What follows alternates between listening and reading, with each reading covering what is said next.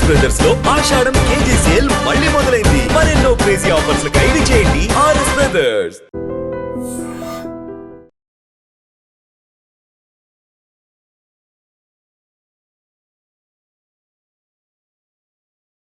Hello sir. Hello madam. How are you sir? I'm good. So గత 2-3 days నుంచి ఇండియాలో మొత్తం మనం ఒకటే పేరు వింటున్నాం, నిమిషా ప్రియ అని. తన పాస్ట్ చూసుకుంటే 2017లో తన బిజినెస్ పార్ట్నర్ మహదీని సెడేట్ చేసి చంపేసిందని చెప్పేసి న్యూస్ విన్నాం. సో అప్పటి నుంచి డెత్ రో సెంటెన్స్లో ఉంది తను. ఇప్పుడు జూలై 16కి 16కి లైఫ్ది ఇది వేశారు కాబట్టి తన సైకలాజికల్గా ఎంత ఎఫెక్ట్ అయిందో కూడా మాట్లాడుకోవట్లేదు కదా సార్. తను ఎంత స్ట్రెస్ ఫీల్ అయి ఉంటుంది, దాని గురించి మనం ఎలా తీసుకుందాం? ఎస్, ఇప్పుడు లా ప్రకారంగా ఏంటంటే they only go by the evidence. Yes. Okay, క్రైమ్కి ఎవిడెన్స్ కావాలి. అది డిఫెన్స్ లాయర్ చేయాల్సిన పని. అంటే దానికి కావాల్సిన సపోర్టివ్ ఎవిడెన్సెస్ అన్ని గ్యాదర్ చేయాలి ఎక్కడైనా కూడా. అందులో ఇది కూడా ఉంటుంది, మెంటల్ స్ట్రెస్. కరెక్ట్. మనకు స్ట్రెస్ లెవెల్స్ చాలా ఉంటాయి. అందులో మనము ఒకరిని అంటే లా ప్రకారం కూడా ఉంటుంది, మన ప్రాణాలను కాపాడుకునే క్రమంలో ఇంకొకరిని కొడితే వాళ్ళు చనిపోయినా కూడా అది క్రైమ్ కాదని. సెల్ఫ్ డిఫెన్స్ అనుకుంటా. Self defence, right. కాకపోతే దాన్ని మనం ప్రూవ్ చేయాల్సి వస్తుంది. కరెక్ట్. ఓకే, సో ఇక్కడ కూడా తనకి మీరు మంచి క్వశ్చన్ వేశారు. ఏంటంటే మర్డర్కి పనిష్మెంట్ కోర్టు చూసేది. అవును. మరి what has gone in to that situation అనేది కూడా కొన్నిసార్లు జడ్జి కూడా అడుగుతారు. కరెక్ట్. డిఫెన్స్ వాళ్ళు సబ్మిట్ చేయకపోయినా కూడా అడుగుతారు. ఓకే, వాళ్ళు సో అవి చూడాల్సిందే. ఒక లేడీ అంతవరకు జనరల్గా ఒక జాబ్ బిజినెస్ చేసుకునే వాళ్ళు వేరే దేశంకి వెళ్ళారు అంటేనే ఏదో గోల్స్ డ్రీమ్స్ ఉంటాయి. కరెక్ట్. మనము ప్రతి నిమిషము జాగ్రత్తగానే ఉంటాం, ఎందుకంటే we have some other plans. So అంతవరకు వచ్చిందంటే లా కన్సిడర్ చేయాలి. అవును. సో తనకి ఎందుకు ఆ స్టేజ్కి వెళ్ళాల్సి వచ్చింది అనేది కొన్ని గమనించాలి.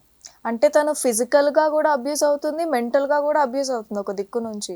ఇంకా అంటే ఆ సాచురేషన్ లైన్ క్రాస్ అయిపోయిందని అనుకోవచ్చా మనం? ఎగ్జాక్ట్లీ. ఎందుకంటే బయటకు వెళ్ళినప్పుడు మీరు గమనిస్తే చాలామంది ఎక్స్ప్లాయిట్ ఎట్లా చేస్తారంటే పాస్పోర్ట్ లాగేసుకుంటారు. ఓకే, మీరు అబ్రాడ్ పోయిన వాళ్ళు చూస్తే కొంతమందిని ఏదో వర్క్ కోసం పోయిన వాళ్ళు ఎక్కడో అవి తీసుకున్న తర్వాత అక్కడ చాలా రకాల టార్చర్లు ఉంటాయి. అవును. ఓకే, ఎక్కడికి వెళ్ళలేరు, ఏం చేయలేరు. సో అవి రోజు రోజుకైనా ప్రతి ఒక్కరికి ఒక లిమిట్. ఇంగ్లీష్లో ఒక సామెత ఉంటుంది, never try to corner a cat అని.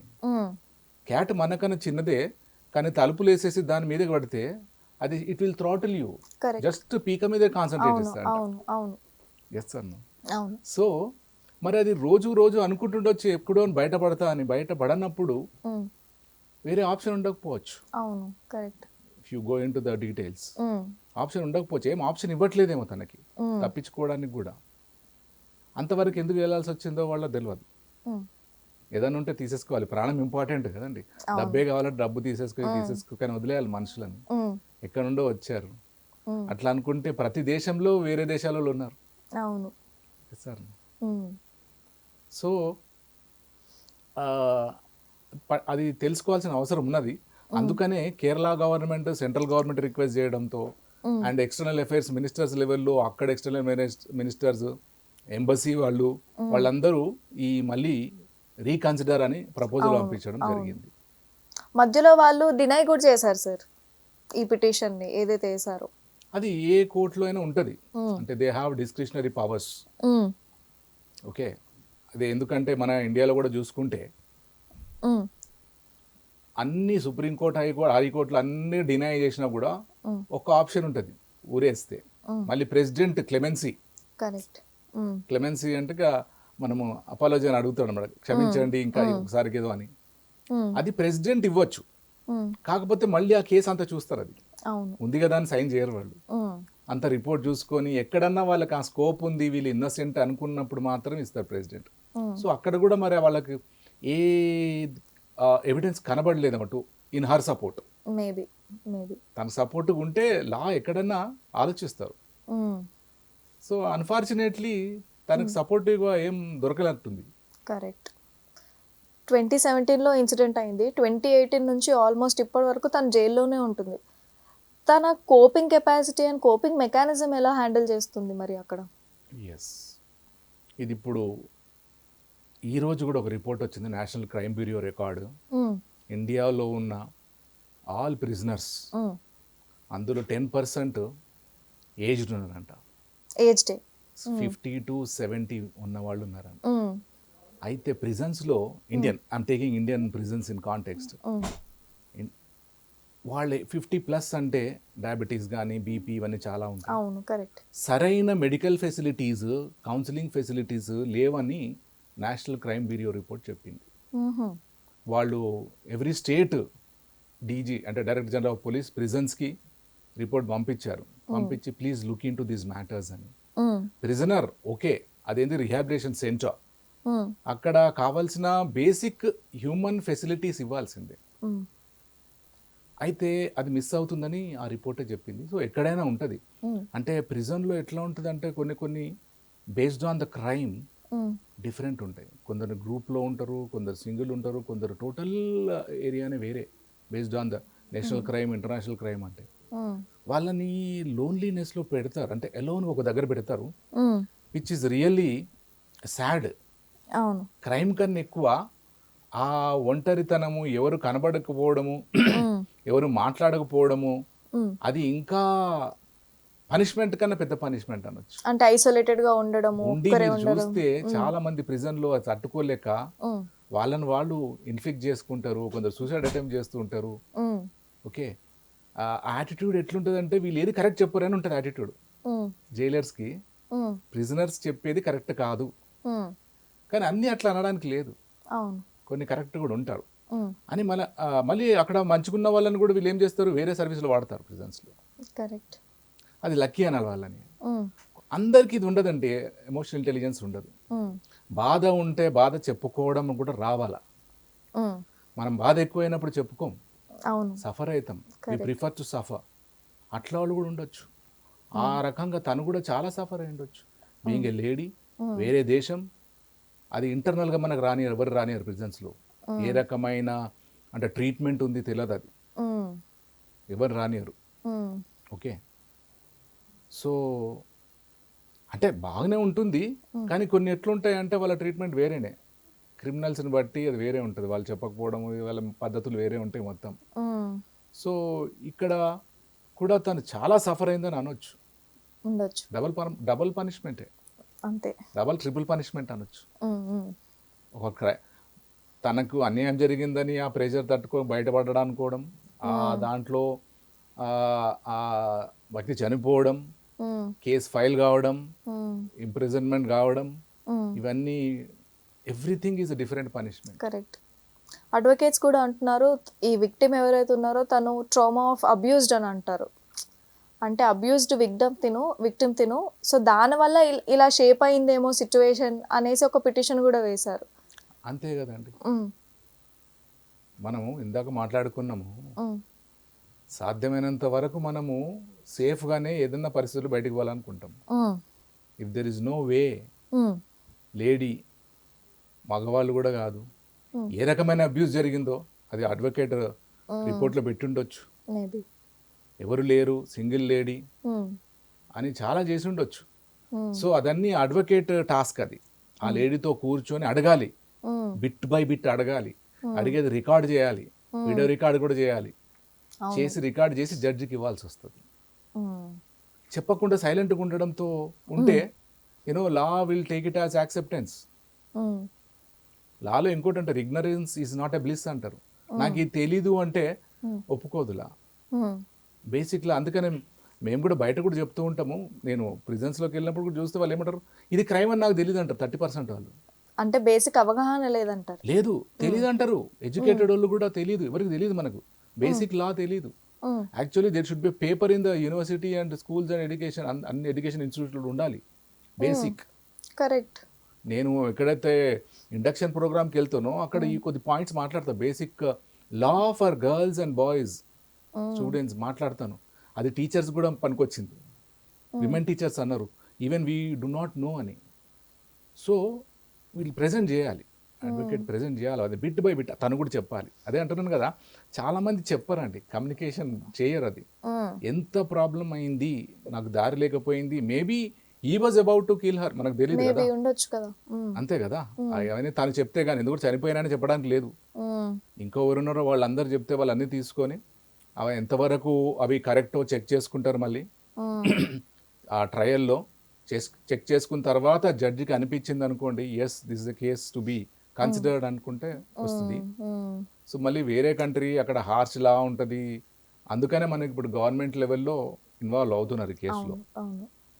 ఇంకా ఏం చెప్పొచ్చు అంటే, కేరళ నుండి చాలా పెద్ద గ్రూపే ఈ కంట్రీస్లో ఉన్నారు. అవును, they are helping the economy of that country grow. చెప్పాలంటే తిను వాళ్ళ సివిల్ వార్ లో కూడా షీ పార్టిసిపేటెడ్, చాలా మంది లైఫ్స్ కూడా సేవ్ చేసిందని విన్నాను. మరి ఆల్మోస్ట్ అక్కడ దేశం సిటిజన్ లాగానే ఉంది. అవును, రైట్. సో హోప్ఫుల్లీ వాళ్ళు కన్సిడర్ చేస్తారని అనుకుంటున్నాం అవన్నీ. కాకపోతే it depends on the advocate or attorney to present it. Present చేయకపోతే ఏం చేయలేం. మొన్న ఒక కేసు జరిగింది సూర్యాపేటలో, ఐ గెస్ వైఫ్ హస్బెండ్ మీద వేసింది 498A. అయితే ఆయన దగ్గర ఏం ఎవిడెన్స్ లేదు, ఆయన ఇన్నసెంట్ అంట, కానీ ఎవిడెన్స్ లేదు. వీళ్ళు ఫైల్ చేసిన కేసులో మాత్రం అన్ని చార్జెస్ కరెక్ట్గా ఉన్నాయి. సో ఆ జడ్జి పనిష్మెంట్ ఇచ్చేశారు. సో ఇది చూడండి, ఇది తనకి ఎట్లా బయటపడాలో కూడా తెలియలేదు. అది అంతకుముందు కర్ణాటకలో అయితే 498Aకి ఆయన సూసైడ్ చేసుకున్నాడు, మిస్యూజ్ ఆఫ్ 498A. అంటే లా ఎట్లా ఉందంటే, ఒక్కసారి తప్పు చేశారు అంటే ట్రీట్మెంట్ వేరే ఉంటుంది. పోలీసు వాళ్ళు అయినా కూడా, ప్రిజన్స్లో అయినా వేరే ఉంటుంది, సొసైటీ కూడా. సో అట్లాంటి కేసెస్ కూడా ఉన్నాయి. అది అడ్వకేట్ మాట్లాడితే నాకు తెలిసింది, ఈయన దగ్గర ఏది లేదు ఎవిడెన్స్ అని.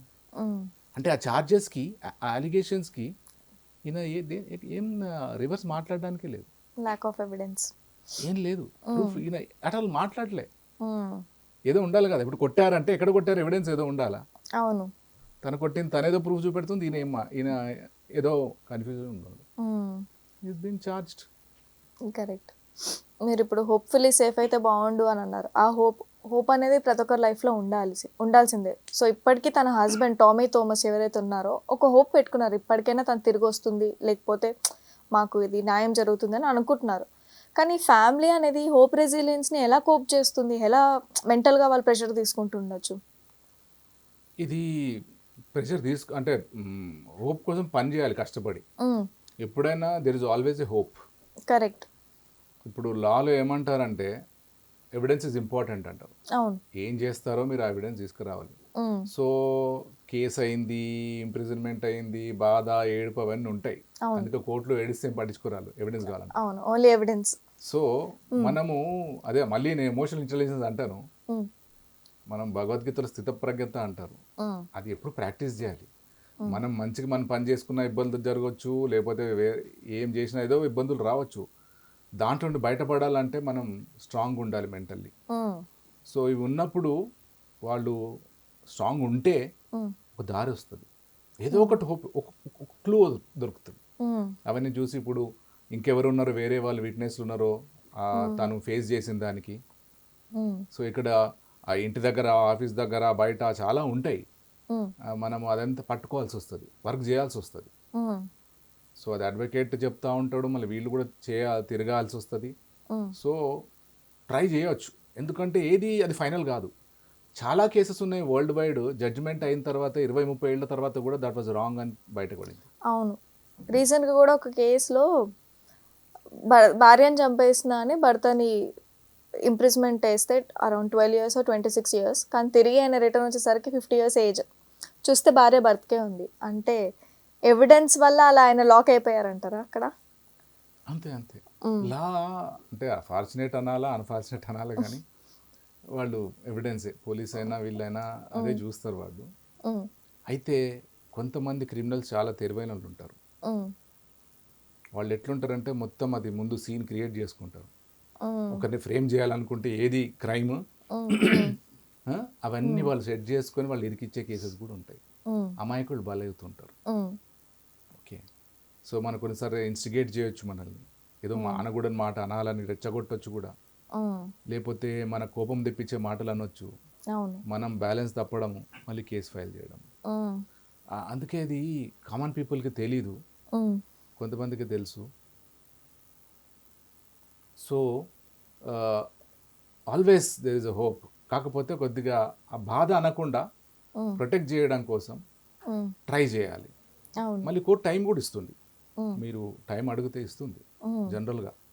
ఎందుకంటే ఏమంటారంటే let the 99 people escape, but ఒకరు criminals escape from the law, but not a single innocent should be punished అంటారు. అవును, కరెక్ట్.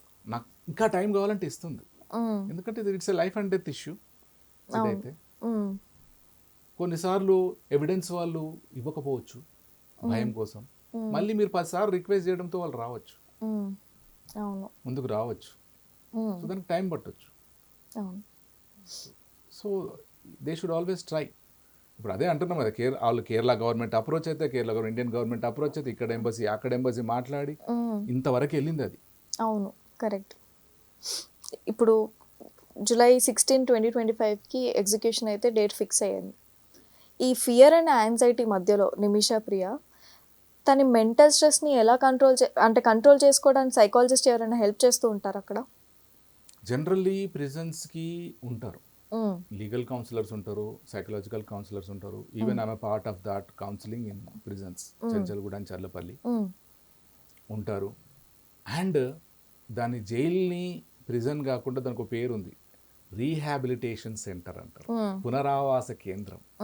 బయట ఉంటే మీకు వేరే వాళ్ళ వల్ల ఇబ్బంది కలగవచ్చో, లేకపోతే వేరే వాళ్ళకి మీ వాళ్ళ ఇబ్బంది కలగవచ్చు అని అక్కడ పెడతారు అప్పుడు ఒక ట్రయల్ జరిగే వరకు. అది డెసిషన్ అయిపోయిన తర్వాత అక్కడే పెడతారు. మళ్ళీ ప్రొటెక్షన్ కావాలి, ఎందుకంటే అందరు వెళ్ళలేరు అక్కడికి. ఎవరన్నా వాళ్ళని అటాక్ చేయాలంటే అది అంత ఈజీ కాదు. సో అక్కడ పెడతారు when there is a danger to that person or other people. పెట్టినప్పుడు అన్ని ఫెసిలిటీస్ ఇస్తారు. ఫర్ ఎగ్జాంపుల్ మనది ఇక్కడ హైదరాబాద్ ప్రిజన్స్ చూసుకుంటే అక్కడ యోగా ఉంది, మెడిటేషన్ ఉంది, మ్యూజిక్ ఉంది. Music radio station is run by prisoners. Library ఉంది, ఎడ్యుకేషనల్ ఫెసిలిటీస్ ఉన్నాయి. అంబేద్కర్ ఓపెన్ ఇన్స్టిట్యూట్ చదువుతున్నారు, ఎంఏ ఎంబీఏ గోల్డ్ మెడల్ కొట్టారు. ఓకే, కార్పెంటరీ చేస్తున్నారు, చాలా పనులు చేస్తున్నారు, చాలా చేస్తున్నారు. సో రిలాక్స్, ఫిట్నెస్ ఉంటుంది, మంచి ఫుడ్ ఉంటుంది, అంటే ఉంటుంది అక్కడ. ఇబ్బంది ఉన్న వాళ్ళు చెప్పొచ్చు కూడా, వాళ్ళందరూ ఉంటారు. అందరూ జైలర్స్ టఫ్ ఉంటారు అనను, టఫ్ ఉన్నా కూడా వాళ్ళు డిఫరెంట్. మన పోలీస్ కన్నా ప్రిజన్ పోలీస్ ఆఫీసర్స్ డిఫరెంట్. వాళ్ళ డిఫరెంట్ మెథడాలజీ, డిఫరెంట్ ఇది ఉంటారు. ఎందుకంటే టఫ్, అది చాలా సెన్సిటివ్ మ్యాటర్. అక్కడ ప్రతి ఒక్కరితో మాట్లాడడం. నేను కొందరు చూస్తే అయితే కొందరు జైలర్స్ వాళ్ళకు ఫ్యాన్స్ ఉన్నారు. ఎందుకు అని అడిగా, అంటే ఆ సార్ మాతో చాలా బాగా మాట్లాడతారు అన్న. మిగతా వాళ్ళు టఫ్ ఉంటారు, ఎందుకంటే వాళ్ళు కొద్దిగా లీనియన్స్ ఇచ్చినా కూడా వీళ్ళు ఏమన్నా మళ్ళీ మిస్టేక్ చేస్తే వాళ్ళ ఉద్యోగం పోతుంది. అందుకని పోలీస్ జనరల్గా టఫ్ ఉంటారు. కొంతమంది టఫ్ ఉంటూనే ఫ్రెండ్లీ కూడా ఉంటారు, అది కొద్దిగా కష్టం. అట్లా కొద్దిమంది కూడా ఉన్నారు. సో ఉంటాయి ఫెసిలిటీస్, అన్నీ ఉంటాయి. మీరు చెప్పుకుంటే హెల్త్, మెడికల్ ఫెసిలిటీ ఉంటుంది, లీగల్ ఎయిడ్ ఉంది. మీకు ఎవరు లాయర్ లేరు, మీకు స్తోమత లేదంటే అక్కడ ఉంటారు. ఇప్పుడు నేను వెళ్ళినప్పుడు అడుగుతారు వాళ్ళు, నన్ను కాపాడండి, బెయిల్ ఇప్పించండి అంటే అక్కడ లీగల్ ఎయిడే ఉంది, మీరు వాళ్ళకి చెప్పండి కదా. అక్కడ కొందరు ఉంటారు, అందరు కమర్షియల్ లాయర్స్ ఉంటారు, కొంతమంది ఫ్రీ సర్వీస్ చేయడానికి కూడా ముందుకు వస్తూ ఉంటారు, అడ్వకేట్స్. సో వచ్చేసి వాళ్ళు టేకప్ చేస్తారు. ఎందుకు కోర్టులో కూడా అంటారు, మీకు ఏ అడ్వకేట్ లేకపోతే జడ్జి అడుగుతారు, మీకు ఉన్నారా లేకపోతే మేము ప్రొవైడ్ చేయాలా అంటారు. జడ్జి దగ్గర ఒక లిస్ట్ ఉంటుంది, who will be voluntarily taking up your case. చాలా ఉంటారు, అందరు కమర్షియల్ అడ్వకేట్స్ ఉంటారు. సో అట్లా ఉంటారు, ఇవన్నీ ఉంటాయి. ఇవన్నీ తెలియాలి, కాకపోతే ఇవన్నీ తెలియాలి. అందుకే అవేర్నెస్ ఉండాలి. ప్రతి విషయంలో మనకు అవేర్నెస్ ఉంటే there are so many ways. కొందరు డబ్బులు ఇస్తే పని జరుగుతుంది, కొందరు ఎన్జిఓస్ ఉంటారు. ఇంకొక మాట చెప్పాలంటే 498A మిస్యూజ్ అవుతుందని ఒక లేడీ సుప్రీంకోర్టు అడ్వకేటే ఒక ఎన్జిఓ స్టార్ట్ చేసింది. ఇండియా మొత్తంలో తను ఎక్కడన్నా మెన్ అబ్యూజ్ అవుతుంటే తను తన టీంతో వచ్చి ప్రొటెక్ట్ చేస్తుంది. కాకపోతే అందరికి తెలియదు అది. మనం కొద్దిగా టైం పెట్టుకోవాలండి, ఏం జరుగుతుంది, మన ప్రొటెక్షన్కి ఏమేమి ఉంటే తెలుసుకోవాలి. మొత్తం 24 అవర్స్ ఎంటర్టైన్మెంట్ కాదు. ఎంతకాలపు మెన్ అండ్ విమెన్ ఈక్వాలిటీ వీటి గురించే డిస్కస్ చేస్తారు. ఈవెన్ స్కూల్ కాలేజెస్లో కూడా ఇవే ఈక్వాలిటీ గురించి చెప్తారు. కానీ లాస్ ఏంటి, మనం ఏం తెలుసుకోవాలి, మనం చేస్తే ఇది తప్పు అని చెప్పేవాళ్ళు చాలా తక్కువ బహుశా. లేదు నాకు ప్రిజన్ లో వాళ్ళు చెప్పేవాళ్ళు అంతే. మీరు అంటున్నారు ఇది క్రైమ్, నన్ను ఎందుకు అరెస్ట్ చేశారని అడుగుతారు ఫస్ట్ క్వశ్చన్. అంటే నువ్వేం చేసావు చెప్పు అంటుంది. అవును, మరి ఇది క్రైమ్ కదా అంటే క్రైమా మాకు తెలియదు అంటే ఎవరు చెప్పలేదు, కరెక్ట్, ఎవరు చెప్పలేదు అంటాడు అంతే. పోలీస్ ఎఫ్ఐఆర్ చేస్తే జడ్జ్మెంట్ ఇచ్చేస్తారు. సో అది తెలియాలి. తెలిసినా కొందరు రెగ్యులర్ అఫెండర్స్ ఉంటారు, కానీ ఇది బేసిక్ థింగ్, బేసిక్ రైట్స్ తెలుసుకోవాలి. సార్ ఇన్ కేస్ మన 16 తర్వాత ఫైనల్ వర్డిక్ట్ వచ్చాక మేబీ తను పార్డన్ ఏదైతే అపీల్ అయ్యాక వాళ్ళు ఆపోజిట్ ఫ్యామిలీ వాళ్ళు ఒప్పుకుంటే తిన అపాలజీ గీట అదో కండిషన్ ఉంది కాబట్టి మళ్ళీ తను ఇన్ని ఇయర్స్ ఆఫ్ జైల్ ట్రామా ఇవన్నీ తీసుకొని మళ్ళీ సొసైటీలో రీఇంటిగ్రేట్ ఎలా అవుతుంది? ఇది టఫ్ సిచ్యువేషనే మన దగ్గర. అంటే దాదాపు ఒక 5 years జైల్లో గడిచిపోయింది తన లైఫ్ మొత్తం. సో యాక్చువల్గా కొద్దిగా కౌన్సిలింగ్ తీసుకోవాల్సి వస్తుంది మళ్ళీ ఫేస్ చేయడానికి. నెంబర్ 1 చాలా ఫెసిలిటీస్ ఉన్నాయి. తను కూడా మెంటలీ స్ట్రాంగ్ కావాలా, ఎందుకంటే తనకు తెలుసు అది ఎందుకు జరిగిందో, వేరే వాళ్ళకి తెలియదు. అవును, తను ఎంత అనుభవించిందో తనకే తెలుసు. నిన్న ఒక కొత్త రిలీజ్ సినిమా చూసాను, 8 వసంతాలని. చాలా రోజుల తరచు బాగుంది. అందులో ఒక డైలాగ్ ఉందండి. ఆ అమ్మాయి అంటది, నీకేం తెలుసు బాధలు అంటే ఎవరి తుఫాన్లు వాళ్ళకు ఉంటాయి అన్నది. కరెక్టే కదా, ఎంత డీప్ మీనింగ్. అట్లా ఈ లేడీ తుఫాన్ ఆమెకే తెలుసు, ఎవరు తెలుస్తుంది. సో తను పట్టించుకోవద్దు. మేము కౌన్సిలింగ్లో కూడా అంటాం, నిన్ను ఊరికే విమర్శించే వాళ్ళని పట్టించుకోవద్దు, వాళ్ళకి దూరంగా వెళ్ళిపో. నేను సపోర్ట్ చేసే వాళ్ళు కూడా ఉంటారు, నీ వెల్ విషర్స్ ఉంటారు. మనం ఎంతకాలం వాళ్ళని నెగ్లెక్ట్ చేస్తాం. ఎప్పుడు వీఆర్ నాట్ ఎలోన్. మీకు తెలియకుండా ప్రతి ఒక్కరికి సైలెంట్ వెల్ విషర్స్ ఉంటారు, అడ్మైరర్స్ ఉంటారు, వాళ్ళు చెప్పారు మన దగ్గర. కొద్దిగా ఓపిక పట్టాలి. విమర్శించే వాళ్ళు ఫ్రీగా వస్తారు, చౌరస్తాలు కనబడతారు. అది ఉన్నప్పుడు తను she should be in touch with someone who loves her, okay, who understands her. ఉంటారు, కొద్దిమంది ఉంటారండి. వాళ్ళ ఫ్యామిలీ మెంబర్స్ ఉండొచ్చు, చుట్టాలు ఉండొచ్చు, ఫ్రెండ్స్ ఉండొచ్చు, ఇంకెవరైనా ఉండొచ్చు, టీచర్సే ఉండొచ్చు, ఇంకెవరైనా ఉండొచ్చు. సొసైటీలో మనకు చాలా పరిచయాలు ఉంటాయి. ఆ పరిచయాల్లో కొన్ని ఏరుకోవాలి. ఆనిముత్యాలు లాంటి రిలేషన్షిప్స్ని ఏరుకొని జాగ్రత్త పెట్టుకోవాలి. ఎప్పుడన్నా ఇట్లాంటి వచ్చినప్పుడు వాళ్ళతో డిస్కస్ చేస్తే relief and also positive result వస్తుంది. తనకు మనం ఈ సజెషన్ ఇవ్వచ్చు, ఎందుకంటే ఇది వెరీ ఇంపార్టెంట్. బయటకు వచ్చిన తర్వాత కూడా చాలా కష్టం, చాలా కష్టం. తను బయటకు రావడం కష్టము, మళ్ళీ సొసైటీ ఏం పని ఉండదు సొసైటీలో, అన్ఫార్చునేట్లీ. కరెక్ట్, అర్థం చేసుకోరు. ఇప్పుడు మనం ఆ కేసు రిపోర్ట్ చూడలేదు, కానీ చూసి తెలుస్తుంది తన అలిగేషన్స్ ఏంటి ఆయన మీద. అవును అవును, కాకపోతే ఆయన ఆన్సర్ చెప్పడానికి లేడు. కానీ ఇప్పుడు ఇది ఒక డబుల్ ఛాలెంజ్, వీళ్ళకి వీళ్ళే ప్రూవ్ చేసుకోవాలి, అది కోర్టు నమ్మాలి. సో లాస్ట్లీ సార్, చూసే వాళ్ళకి కూడా ఎవరైతే ప్రెజెంట్ ఉన్నారో మనం మాట్లాడుకున్న అయితే అవేర్నెస్ అయితే ఖచ్చితంగా లేదు. తిను అప్పుడే సివిల్ వార్ జరిగినప్పుడు ఎప్పుడైతే ఎవాక్యుయేట్ చేశారో మన వేరే సిటిజన్స్ని కూడా, వెళ్ళిపోకుండా ఒక తప్పు చేసింది. ఫస్ట్ థింగ్, తన భర్తతో వెళ్ళకుండా అప్పుడే పెట్టాను కదా బిజినెస్, లాస్ అయిపోతుందేమో, లేకపోతే ప్రాఫిట్స్ ఏవైతే చూస్తుందో, మేబీ డబ్బుకు ఆశపడి కూడా తను అక్కడ ఆగిపోయి దెన్ నమ్మిన వాళ్ళే మోసం చేసేసరికి ఆ స్టెప్ తీసుకుందని అనుకోవచ్చు. సో చూసే వాళ్ళకి ఇలాంటి మళ్ళీ జరిగితే ఎలా ఉండాలనేది మీ సజెషన్స్ ఏం చెప్తారు? ఇప్పుడు కోటి ఉద్యోగులు కూటి కొరకే, ఇక్కడో అక్కడో ఎక్కడో డబ్బు కావాలి. డబ్బు లేకపోతే పని జరగదు. అవును, తప్పు లేదు అందులో. డబ్బుకు ఆశపడడం అని కాదు, డబ్బు లేదు కాదు, జరగదు. మనం ఎన్ని మాటలు చెప్పినా ఎవరు ఫ్రీగా ఏమి ఇవ్వరు. సో సంపాదించుకొని కొద్ది కాలం సంపాదించుకొని తర్వాత హాయిగా ఉండమనడం తప్పులేదు. సివిల్ వార్లో వెళ్ళిపోమన్నా అంటే ఆప్షన్ ఇచ్చారు వాళ్ళు, మొత్తం కంపల్సరీ అంటే వాళ్ళు పంపించేవాళ్ళు. అవును, కరెక్ట్. సో తను అక్కడ అక్లమటైజ్ అయిపోయింది, నేను ఈ వాతావరణంలో ఉండగలను, అంటే ఫ్యామిలీని కూడా స్టెబిలైజ్ చేసుకుంది కదా తను, ఆ అమౌంట్ నేను ఇక్కడ ఉండగలను అనుకోని ఉన్నది. అది కూడా కోర్టు కన్సిడర్ చేస్తే బాగుంటుంది, మేబీ. Yeah, right. అదొకటి. మిగతా వాళ్ళు కూడా వెళ్తున్నారు ఇప్పుడు, ప్రపంచం మొత్తంలో అన్ని దేశాలలో ఉన్నారు. అవును, మొన్న ఎక్కడ ఏ కంట్రీలో యుద్ధం జరిగినా ఓకే, అక్కడ ఏమవుతుంది, అక్కడ ఇండియన్స్ ఉన్నారు, ఉమ్, యుక్రెయిన్లో ఉన్నారు, ఉమ్, ప్రతి దేశంలో ఉన్నారు. అవును. అంటే చూడండి, ప్రతి దేశాల్లో ఉంటారు, అదేం తప్పు లేదు. కాకపోతే ఈ వెళ్తున్న వాళ్ళకి కొన్ని బేసిక్ థింగ్స్ తెలియాలి. కరెక్ట్. అక్కడ ఒక మన ఇండియన్ ఎంబసీ ఉంటుంది, they will be there to help you out, guide you, protect you. ఆ టచ్లో ఉండడం, ఏమైనా ఇబ్బంది జరిగితే అక్కడ చెప్పాలి. ఇప్పుడు యెమెన్లో ఈమె తన పాస్పోర్ట్ తీసుకున్నారని ఏదో అన్నారు. అవును. తను వెళ్ళినప్పుడే ఇండియన్ ఎంబసీ వాళ్ళతో కలిస్తే వాళ్ళకి ఐడియా లేదు. ఉమ్, ఉండి I'm from India, I'm here అని చెప్పు ఉంటే, వాళ్ళ రికార్డులో ఉంటే అవును. వాళ్ళు ఇంటర్వ్యూన్ అవుతారు కదా, correct. Who has taken your passport అని. వాళ్ళకి పవర్స్ ఉంటాయి అక్కడ. అవును. లేకపోతే గవర్నమెంట్తో డైరెక్ట్ మాట్లాడతారు వాళ్ళు, ప్రెసిడెంట్, ప్రైమ్ మినిస్టర్తో డైరెక్ట్ మాట్లాడే పవర్ ఉంటుంది ఎంబసీకి.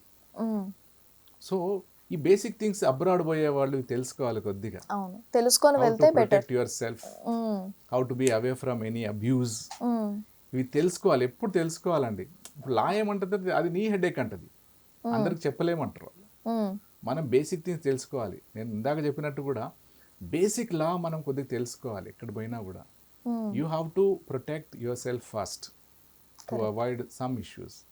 కొన్ని పెద్దవైనప్పుడు ఎవరు వేరే వాళ్ళు, స్టేట్ ఎవరో వస్తుండొచ్చు. సో ఇది తెలుసుకోవాలి, ఎవరైనా తెలుసుకొని వెళ్ళాలి. వెళ్ళకూడదని ఏం లేదు, ఎందుకంటే మన దేశంలో కూడా చాలామంది ఉన్నారు. ఇప్పుడు బీహార్లో న్యూస్ వచ్చింది, బంగ్లాదేశీ వేరే కంట్రీలో అందరూ మొత్తము ఈ ఓటర్ కార్డు కూడా తీసుకొని ఉన్నారంట అక్కడ. వాళ్ళు చెక్ చేస్తుంటే బయటపడ్డారు. ఇది ఒక డిఫరెంట్ కేసు అయినా కూడా, అంటే ప్రతి చోట చాలామంది ఉంటారు. ఇది పెద్ద ఛాలెంజ్ అయిపోయింది గవర్నమెంట్కి, స్టేట్ అండ్ సెంట్రల్కి. సో తెలుసుకొని ఉండాలి. ఇది you should always be alert.